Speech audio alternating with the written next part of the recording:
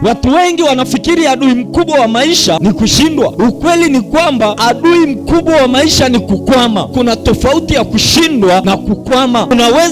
Unaweza kufanya kitu lakini umekwama. Kuna watu maisha yamekuwa kama gari iliyokwama kwenye matope. Wanaweka gia haitoki, weka foili haitoki. Gari kukwama kwenye matope haimaanishi ile gari haiwezi kutembea. Ina shida na wewe dereva. Wewe kukwama kwenye maisha yako haimaanishi Mungu hana nguvu. Kushindwa ni jambo moja, lakini kukwama ni jambo gumu zaidi, na inahitaji wewe ujijue kwamba nimekwama. Kuna watu wako gerezani lakini wamefungwa. Yani haujaingia gerezani la live lakini umefungwa. Yani kuna mtu anatembea lakini kiuhalisia kwenye ulimwengu wa roho yuko kwenye magereza. Kuna watu hawako kwenye makaburi lakini ndoto zao zilishazikwa, zimekufa, zimezikwa. Kuna watu hawajafa lakini maendeleo yao yamesimama moja kwa moja. Ni sababu gani zinakufanya ukae hapo ulipo wakati upataki lakini umekaa?